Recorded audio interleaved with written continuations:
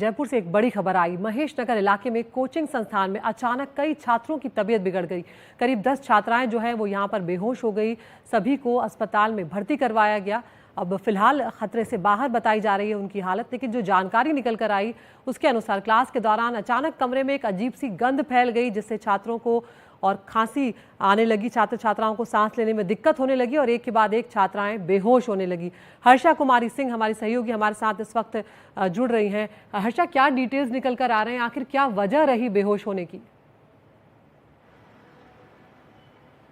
देखिए, क्या वजह रही है बेहोश होने की, अभी तक पुलिस उसको नहीं बता पाई है। अलग अलग थियरीज कल शाम को आ रही थी। एक तरफ कोई कहा जा रहा था कि ये जो कोचिंग क्लास है इसके साथ में जो पीजी चलता है वहाँ पे कोई किचन के फ्यूम्स के कारण बेहोश हुई है। लेकिन आप जानते हैं कि किचन के फ्यूम्स जो आप देख सकते हैं पीछे जो पीजी है, लेकिन किचन के फ्यूम्स के कारण कोई बेहोश नहीं हो सकता है।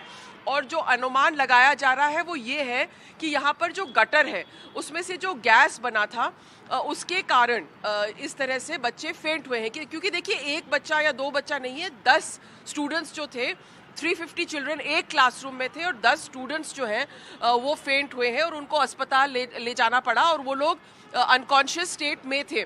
अगर आप देखें तो यहाँ पर लेकिन जो सवाल उठ रहा है वो ये है कि आपके जो स्टूडेंट्स यहाँ पे पढ़ने आते हैं कोचिंग क्लास में वो कितना सेफ है। आप देखिए, मेरे पीछे ये कोचिंग इंस्टीट्यूट है, इसके 2nd फ्लोर पे 350 चिल्ड्रन एक क्लासरूम में भरे हुए थे और उनका कोचिंग चल रहा था।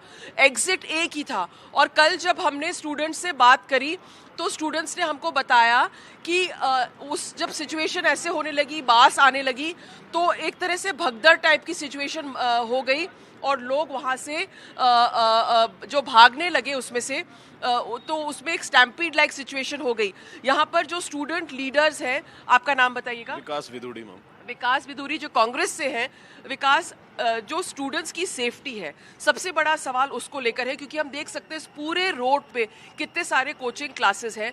क्या फायर सेफ्टी है, कितने बच्चे बढ़ने चाहिए, कोई मापदंड है कि नहीं, म्यूनिसिपल कॉर्पोरेशन क्या कर रही है, ये सवाल आई थिंक आज हमको पॉलिटिकल एफिलिएशन से हटकर ये उठाना चाहिए।